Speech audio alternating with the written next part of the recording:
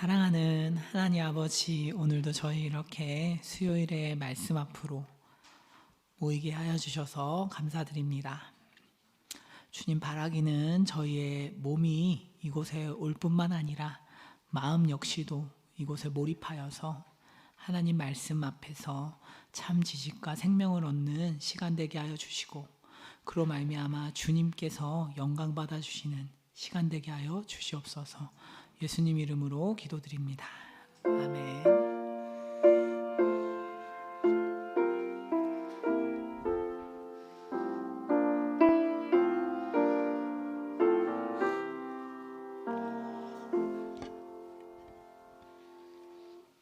네, 저는 가끔 제 키가 참 작구나 하는 생각을 해요. 평소에는 별 생각이 없는데 이 마이크를 조정하다 보면은 내려도 굉장히 많이 내려야 되는구나 이런 생각을 합니다.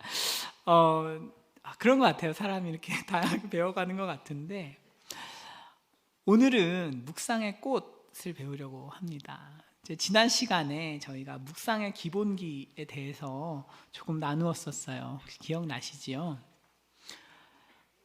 묵상의 기본기라고 할 때 첫 번째로 우리에게 요구되었던 것은 태도입니다. 태도. 결국 주님 앞에서 계속해서 건강하게 우리가 배우려는 태도를 가지고 성장하려는 태도를 계속해서 유지하는 것, 이것이 말씀을 대하는 가장 중요한 것입니다. 사실 많은 방법론이 있어요. 많은 방법론이 있지만 그 어떤 방법론보다도 태도가 제일 중요하다, 이렇게 말씀드릴 수 있을 것 같아요. 사도행전에서 본문에 없어요. 사도행전에서 바울 역시도 성장한다는 사실을 혹시 알고 계십니까? 바울이 자신이 하나님을 어떻게 만났는지, 예수님을 어떻게 만났는지를 증언할 때 바울이 그 히브리 사람 예루살렘에서 자신이 이야기를 할 때는 빛이 자기만 비쳤다, 이렇게 이야기를 해요. 소리를 나만 들었다. 그런데 이 바울이 헤롯 그리고 베니게 앞에서 이야기를 할 때는 우리 같이 있던 동지들, 같이 있던 무리를 비췄다, 이렇게 넓어져요, 사람이. 제가 왜 이 말씀을 드리는가 하면, 사도도 성장한다는 것입니다. 사도 역시도 그 성경을 꼼꼼히 들여다보면 처음과 나중이 달라요. 점점 성장합니다. 하물며 우리는 어떻겠습니까? 그렇죠? 바울만 그런 건 아니에요. 베드로 역시도 고넬료 집에 가기 전까지 하나님께서 환상을 보여주셔도 가지 않잖아요. 여전히 성장할 부분이 있는 것이죠. 베드로 역시도. 그 위대한 사도들조차 3,000명을 막 회개하게 하고, 그렇죠? 설교로 3,000명이 바뀌어요, 한 번 하면. 그러면 스스로 뭔가 성장해야 될 게 있다고 느끼겠습니까, 사실? 그러나 성경이 보여주는 것은 뭐예요? 베드로는 성장해야 할 구석이 있었다는 것이죠. 그렇기 때문에 우리가 하나님 앞에서 겸손한 태도를 지속적으로 유지하는 것은 너무너무 중요한 태도이고, 그것이 사실은 알파와 오메가인 것이죠. 자, 이 부분을 넘어가면 이제 무엇이 있었는가 하면 관찰하기가 있었어요. 관찰을 해보는 것입니다. 본문을 관찰하는데 구절별로 이 단어는, 이 지명은 왜 나왔지? 이렇게 한번 질문을 해보는 거죠. 누가 갔지? 엘리멜렉이 갔구나. 누구와 함께 갔지? 아내와 갔구나. 그곳에서 무엇을 했지? 아이를 낳았구나. 며느리를 얻었구나. 이런 것들을 질문해 보는 것입니다. 그 질문과 답이 모두 본문에 있을 때 이것을 좋은 관찰을 했다, 라고 말씀드릴 수 있어요. 그래서 관찰이라는 것은 좀 더 쉽게 이야기하면 육하 원칙대로 한번 써보는 것이죠. 이 문장을, 이 구절을 누가 언제 어디에서 무엇을 어떻게 왜 했는가, 이런 것들을 나의 주관을, 내 생각을 넣지 않고 성경은 무슨 말씀을 하고 있는가를 진지하게 검토해 보는 것입니다. 한 번은 제가 신대원 다닐 때였습니다. 이제 화종부 목사님이라고 유명한 목사님이 한 분 계신데요. 그 화종부 목사님께서 그 포도원 품꾼의 비유를 하신 적이 있어요. 설교를 하시면서 맨 처음에 나오는 그 일꾼들에게는 한 데나리온을 약속합니다. 그 다음에 만난 일꾼들에게는 한 데나리온을 약속하지 않아요. 상당하게 주리라 이렇게 되어 있습니다. 그런데 사실 우리가 전부 보통 한 데나리온을 주리라 이렇게 기억하고 있다는 거예요. 그만큼 사실 우리가 본문을 깊이 있게 꼼꼼하게 보는 경우가 굉장히 드물다 이렇게 말씀하신 적이 있어요. 제가 그거 기억하고 있습니다. 그래서 본문부터 꼼꼼하게 보시는 것이 가장 좋은 성경 읽기다 이렇게 말씀드릴 수 있어요. 그런 다음에 묵상하기입니다. 연구와 묵상하기. 이때는 이제 성경에 관해서 질문을 해보는 것이죠. 지명이나 어떤 배경이나 모르는 것이 많지 않습니까? 그렇죠. 사사시대라는 게 뭘까? 이제 저는 룻기를 다루고 있는데요. 사사시대는 무엇일까? 또 엘리멜렉이라는 사람의 이름의 뜻은 무엇일까? 모압으로 갔다고 하는데 이 모압은 어떤 곳일까? 베들레헴에서 모압으로 간다는 것이 어떤 의미일까? 이런 것들을 질문해 보는 것입니다.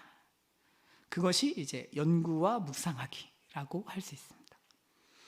자, 이 과정을 충실하게 잘 하셨다면 이제 기본이 다 끝난 것이죠. 기본이. 충분히 우리가 건강한 토대를 본문을 해석하는 데 있어서 건강한 토대를 세운 것이라고 할 수 있어요. 그럼 이제 무엇을 할 것인가 하면 느낌입니다. 느낌.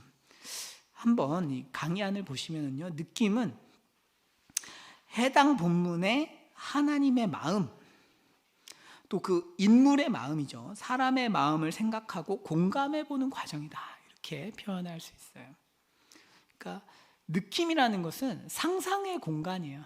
이제 상상을 해보는 것이죠. 과연 이 인물은 어떤 생각을 하고 있었을까? 어떤 마음이었을까? 사실 이제 느낌이라고 썼지만 우리가 정말 이 재구성을 해보는 것입니다. 재구성을 해보는 것이죠. 해당 인물들이 그렇게 행동할 수밖에 없었던 이유, 하나님은 이 인물을 어떻게 다루고 계신지 등을 깊이 생각하고 나에게 해당 본문이 어떻게 느껴지는지도 한번 적어 보시는 거죠. 결국은 나의 느낌을 나누는 게 중요한 것인데요, 나 자신이 이 본문을 읽으면서 이런 느낌이 들었다 라고 적기 이전에 인물들과 하나님의 마음을 생각해 보시는 것입니다. 좀 더 깊게요. 그럴 때 저희가 보다 자세하게 그런 어떤 느낌들을 좀 얻을 수 있어요. 자, 저는 이제 엘리멜렉과 나오미의 상황을 좀 묵상을 해봤어요. 이게 이제 느낌점을 한번 제가 적어 보았는데요. 제가 한번 읽어보겠습니다.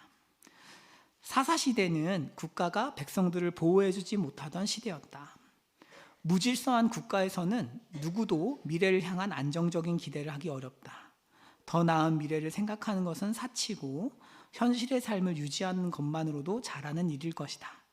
이런 상황에서 흉년이 닥쳤을 때 엘리멜렉은 어떤 감정을 느꼈을까? 지금 한번 감정에 대해서 질문해 보는 것이죠. 어떤 마음이었을까? 아브라함이 애굽으로 내려갈 때 감정은 어땠을까? 이런 것들을 질문해 보시는 것입니다. 하나님을 향한 환멸을 느끼지는 않았을까? 어쩌면 그런 신앙적인 고민을 할 틈도 없이 아내와 자식들을 지키고 보호해야겠다는 일념으로 모압으로 떠났을지도 모르겠다. 하나님의 공동체가 정치 경제적으로 극도로 혼란스러워서 공동체를 떠나서 이방 지방으로 잠시 머무르기로 결정했을 때 엘리멜렉의 마음은 어땠을까? 누구라도 타자로 가득한 공간, 다른 사람들이죠, 외지인으로 가득한 공간은 두렵고 위협적으로 느낄 수밖에 없다. 엘리멜렉은 눈칫밥을 먹어야 했을 테다. 그에게는 자연스러운 어떤 행동이 혹시라도 모압 사람들을 자극하지나 않을지 고민했을지도 모르겠다. 그럼에도 가정맹어호라는 고사성어처럼 가혹한 정치는 호랑이보다 무서운 법이다. 엘리멜렉은 정치적으로 혼란스러운 베들레헴에서 고통당했던 것 같고 경제적인 위기까지 겹치자 베들레헴을 포기하고 모압 지방으로 향한다. 처음부터 엘리멜렉이 완전한 이주를 원했던 것은 아니었다. 엘리멜렉은 경제적인 혼란만 끝나면 다시 베들레헴으로 돌아올 생각이었다. 엘리멜렉이 가족을 데리고 모압 지방으로 떠날 때 엘리멜렉은 힘겨운 상황에 대한 원망과 좌절, 분노가 있었을 것 같다. 그런 감정들은 하나님을 향한 원망이기도 하고 결국 약속의 땅에 거하지 못한 자기 자신의 연약함을 향한 안타까움이었을지도 모르겠다. 3절에서 엘리멜렉의 이야기는 끝나버린다. 이렇게 제가 엘리멜렉은 이렇게 고민을 해본 거예요. 이러지 않았을까? 이렇게 한번 써본 것이죠. 그래서 나오미까지 넣은 내용은 후술 했는데요. 지금 시간에는 한번 성도님들께서 엘리멜렉은 어떤 마음이었을까? 한번 적어보시고 또 나오미는 또 어떤 마음이었을까? 이렇게 적어보시면 좋겠습니다. 10분 정도 저희가 시간을 들여서 한번 작성해 보시면 좋을 것 같아요. 네, 한번 작성해 보시겠습니다. 성도님들께서 이렇게 잘 또 하신 것 같아가지고 이제 조금 시간을 줄였습니다. 이제 느낌을 적는다는 게 이렇게 아마 지난주에 이렇게 쭉 들으신 상태에서 바로 했으면 아마 훨씬 적기가 쉬우셨을 것 같아요. 좀 이렇게 내용이 연결되니까. 물론 이곳에 오신 분들도 이미 잘 이렇게 쓰고 어려운 일입니다. 하지만 이게 묵상이에요. 시간을 들여서 이 사람이 어떤 마음이었을까를 생각해 보는 것이죠. 그것이 이제 느낌의 가장 중요한 부분이다, 포인트다, 이렇게 우리가 여길 수 있습니다. 자, 제가 이제 나오미 관련해서 적은 것을 이렇게 쭉 같이 보시면서 제가 조금 더 포인트를 좀 살펴드릴게요. 나오미는 이방 땅에서 과부로서 아들 둘을 키워야 하는 처지로 전락했다. 엘리멜렉이 죽었으니까요.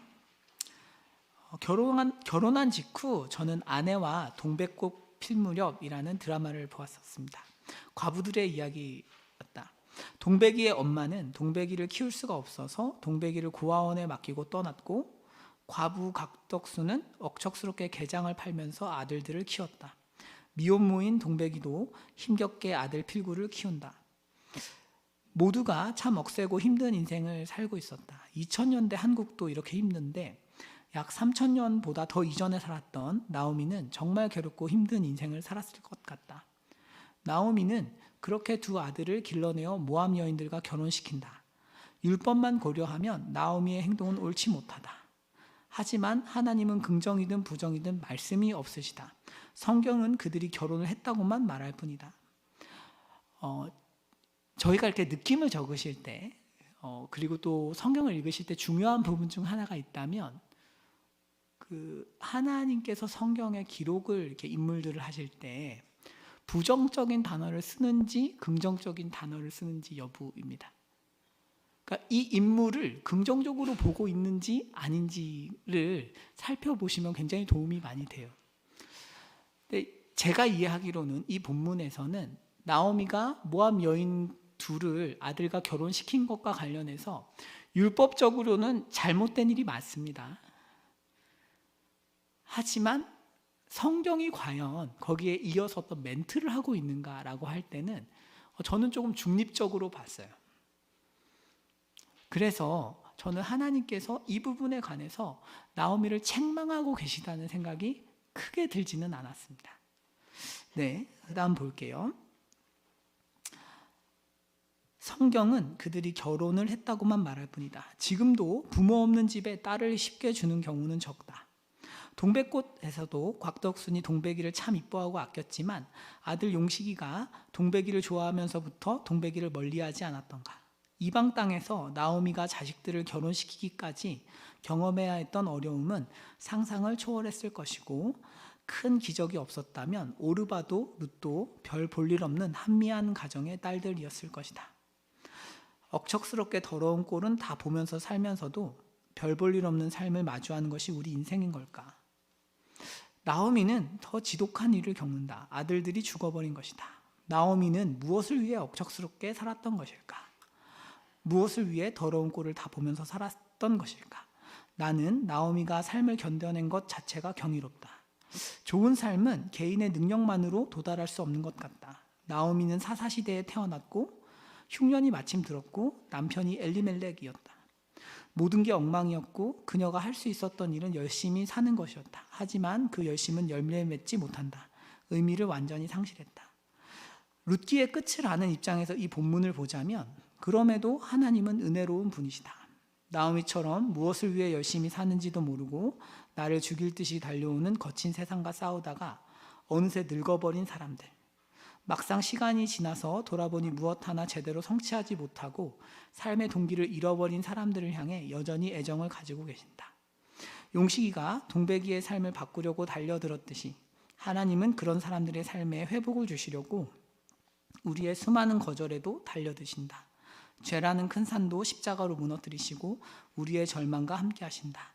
그러니 나도 그동안의 삶을 견뎌낸 나를 긍정해야겠다. 불쌍히 여겨주려고 한다. 또한 그렇게 견디며 살아가는 내 주위 사람들을 긍정하고 축복하면서 살고 싶다.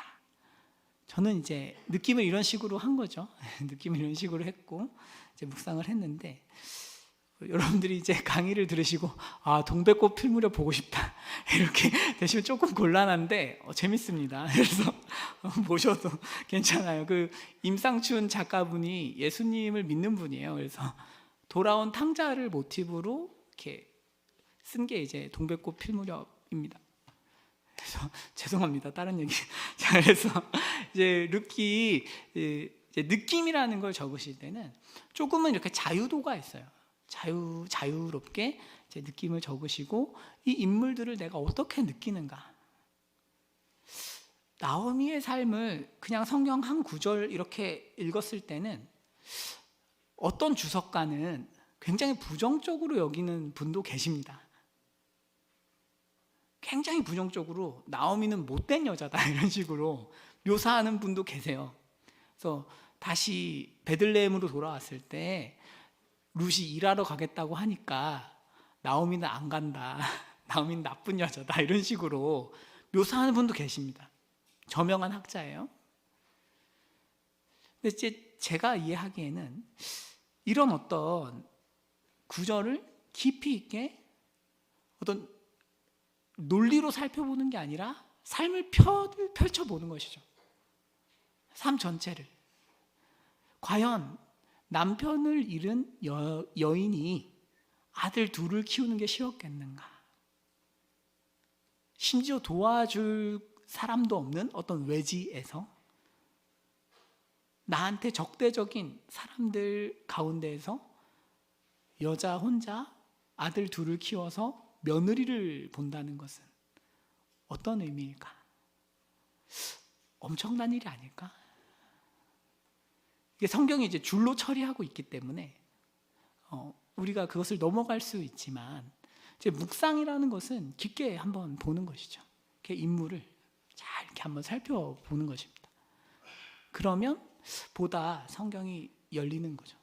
성경이 열리면서 이게 단순히 이 아들들을 모압 여인들하고 결혼시켰으니까 나쁜 하나님의 법을 잊어버린 그런 여인으로 묘사하는 그런 것은 아니구나 라는 것들을 알 수 있게 되죠. 자, 그 다음입니다. 적용인데요. 적용은 본문을 삶에 구체적으로 어떻게 적용할 것인지를 다루는 과정이에요. 그러니까 적용의 핵심은 개인적이어야 돼요. 그러니까 적용을 하실 때 우리 이제 설교 들으시거나 이러실 때 꼭 있잖아요. 그래서 이건 걔가 들었어야 돼. 이런 거죠. 이건 꼭 내 아들이 들었어야 돼. 이런 것들이 있잖아요. 저는 옛날 연애 때는 그 아내랑 이렇게 싸우고 나면 꼭 기도했어요. 주님, 오늘 꼭 설교로 이 여자를 혼내주십시오. 이렇게 한 번도 혼내주지 않으셨어요. 늘 저를 혼내셨는데. 자, 그래서 개인적입니다. 적용은 개인적이어야 하고 자기 자신에게 적용을 해야겠죠. 그 다음에 구체적이어야 됩니다. 구체적.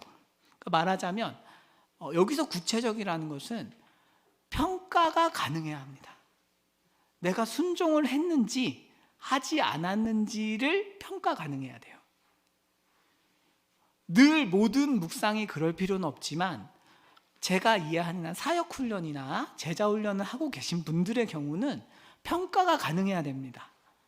그렇게 묵상을 해주셔야 훈련이 되는지를 확인할 수 있거든요. 그래서 구체적이어야 하고 또한 점진적이어야 돼요. 처음부터 내가 모든 죄를 이기겠다, 모든 습관을 다, 죄된 습관을 끊겠다, 이런 것은 사실은 어려운 거죠. 그래서 조금씩 나아질 수 있도록 점진적이어야 하고 실천 가능해야 한다라고 말할 수 있습니다.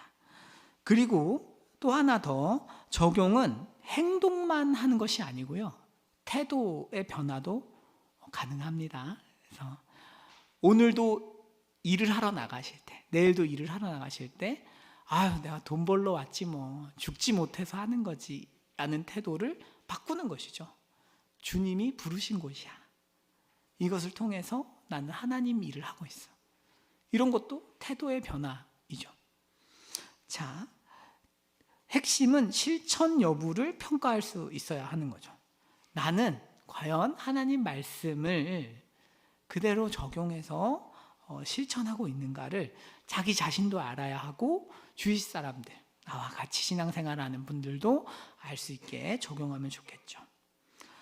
핵심은 여기서 또 조심하셔야 할 것은, 말씀을 적용하고 결단한다고 하여도 한순간에 사람이 변하지는 않습니다. 안타깝게도.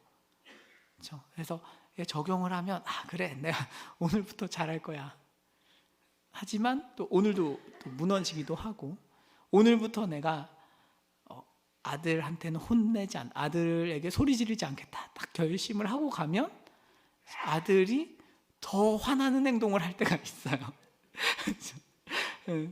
참 신기해요. 결단만 하면 또 이렇게 굉장히 참기 힘든 상황이 벌어지기도 하는데, 그러니까 한순간에 변하지 않아요. 그렇기 때문에 꾸준히 계속 기도 받으시면서 또 기도하면서 또 하셔야겠죠. 그래서 치열하게 죄된 습관과 싸우되 하나님께 우리 삶에 일하실 시간을 드리는 것이죠. 핵심은 시간과, 그러니까 하나님께서 시간 안에서 계속 일을 해가시기 때문에 우리 역시도 너무 조급해할 것 없이, 하지만 의지적으로 계속 싸워야겠죠. 네, 그래서 이제 저는 1에서 5절을 묵상하면서 이제 다음처럼 적용해 보았어요. 이제 나오미를 생각하면서, 이제 교역자실에 옆에 앉은 목사님들이 삶을 잘 견디고 계시는구나를 기억하고 그들의 삶을 긍정하며 기도해 주기. 그렇죠. 나오미가 사실 대단한 일을 했잖아요. 아니, 아들 둘을 키워서 결혼을 시켰으니 얼마나 대단합니까 이게. 그런데 사람들한테는 대단하지 않아요. 다 하는 일인 것입니다. 나오미는 죽을 힘을 다해서 사는데 우리 인생이 그런 것 같아요. 그래서 제 양옆에 앉은 이제 교역자분들을 생각하는 것입니다. 저는 이제 성충만 목사님, 이기영 목사님 생각하면서 너무 당연하게 사역을 잘하고 계시니까 너무 당연한 것 같잖아요. 하지만 사실 엄청난 노력이 들어가 있는 것이죠. 그래서 이제 기도해 주는 것, 기한이 있어야 됩니다. 여러분 매일 묵상을 하시니까, 묵상을 하고 적용을 하시다 보면 기한이 없으면 적용할 게 한 300개, 400개 이렇게 늘어나요, 꾸준히. 그래서 기한이 있으면 좋겠습니다. 기한을 이번 주까지 뭐 이런 식으로. 네, 그 다음 저는 이제 아내를 생각할 때도 늘 고마워요. 네, 늘 고마운 게 뭐냐면 참 그냥 저랑 사는 게 고생인 것 같아요. 제 생각에는 저랑 사는 게 고생인데, 제가 이제 자기 전에 늘 하는 말이 있어요. 이렇게, 오늘도 내가 당신 덕분에 너무 행복했어, 이렇게 이야기해 주거든요. 네, 이제 2월 내내 저 까먹지 않고 계속 해야겠다, 이런 생각을 좀 더 했고, 네. 그 다음에 이제 낙심한 청년들이 있어요. 낙심한 청년들. 열심히 해도 이제 방금 보셨지만 이제 나오미가 아무리 열심히 해도 안 되는 거 안 됩니다. 그렇죠? 나오미가 아무리 열심히 해도 나라가 사사시 되면 흉년이 들면 안 되는 거예요. 청년들도 그렇죠. 아무리 열심히 해도 안 되는 거 안 되는 것이죠. 그러나 하나님의 회복이 있다. 이런 것들을 가르치기 기한이 있고요. 그리고 나 자신을 향해서도 이제 축복해 주는 것. 중요한 것 같아요. 제가 이제 수요 예배나 금요 예배 마치면 이렇게 교역자실에서 늘 제가 저를 칭찬해요. 우준아 오늘도 고생했어. 잘했어. 새벽부터 나와서 고생했어. 그럼 이제 옆에서 이경 목사님 막 따라하시거든요. 근데 이게 치유 효과가 있어요. 그리고 사실은 저는 진심으로 저를 칭찬하기 때문에 다른 분들이 예상하는 거랑 좀 다르거든요. 그래서 그런데 그것이 사역을 강건하게 할 수 있는 힘이 되는 것이죠. 자, 그리고 하나님의 사랑을 신뢰하는 것 중요하겠죠. 그래서 왜냐하면 이제 나오미에게 하나님께서 지속적으로 이제 복을 주시니까요. 더욱 신뢰하는 것. 그래서 기한은 다음 주까지 이렇게 돼 있습니다. 그래서 저는 이렇게 전체적으로 한번 적용을 해 보았는데요. 우리 성도님들께서도 가정, 직장, 또 교회 그 외의 관계에 어떻게 적용을 해볼까? 한번 내 주위에 혹시 힘들게 삶을 견뎌내는 사람들은 없나? 나오미처럼 그런 사람들은 없을까? 한번 고민해 보시면서 한번 적어보시고 적용해 보시면 좋겠어요. 한 5분 정도 저희 시간 가지도록 하겠습니다. 교제해 보시라고 하고 싶은데 프라이빗한 거니까 사실 적용이 좀 사적인 거니까 그렇게는 안 하겠습니다. 그러면 이제 하지만 지금 적용하신 게 있으니까 한번 체크를 해보시면 좋겠어요. 지금 적용하신 것들이 구체적인가? 한번 내가 이 행동을 했는지 안 했는지를 판단할 수 있는 적용인가? 그리고 기한이 있는가? 물론 이런 것들이 삶의 습관이 돼서 정말 꾸준히 하면 좋겠지만 저희가 매일매일 묵상을 한다고 생각할 때 적용점이 계속 나올 테니까요. 그때 이제 중요한 것들을 조금 기한을 둬서 연습해 보시면 좋겠습니다. 예, 그렇게 해서 이제 저희가 전체적으로 이제 큐티 학교와 관련된 이야기를 거의 다 마쳤고요. 교재가 있으신 분들 계세요. 이제 프린트물이 아니고 교재를 가지고 계신 분들에게는 이제 연습 문제가 있습니다. 연습 문제. 그렇죠? 연습 문제는 제가 뒤에 이제 요약하시고 질문 및 해답, 또 이제 두 번째로는 연구와 묵상, 또 느낀 점, 그리고 마지막으로 결단, 적용 이런 것들을 한번 전체적으로 해보시라고 넣어놨어요. 그 뒤에 또 관련된 내용도 있습니다. 연구를 하시려면 필요한 내용이 있기 때문에 그 책 뒤에 26페이지 이후에 조금의 그 해설이 있어요. 그래서 여러분들 한번 참고해 보시고 그것과 관련해서 한번 연습해 보셔도 좋으실 것 같아요. 네, 이렇게 해서 저희 이제 큐티 학교 마무리하려고 하는데요. 우리 사랑하는 성도님들, 이제 저는 이제 큐티 학교를 준비하면서 사실 참 감사하기도 하고 어렵기도 합니다. 이게 천차만별이잖아요. 우리 사람들이 이제 결국은 이게 본문을 읽고 해석하고 우리가 수준이 천차만별일 수밖에 없습니다. 하지만 꼭 기억하셔야 하는 것은 결국은 모든 해석과 모든 건전한 해석과 적용은 성령 하나님으로부터 오는 것이고 우리의 마음이 주님께 진실되게 부어져 있다면 주님께서 가장 적절한 것들을 주십니다. 설령 이 모든 것들을 정확히 알지 못하시더라도 그때 주님께서 주시는 적용과 또 주님이 주시는 축복이 있는 것이죠.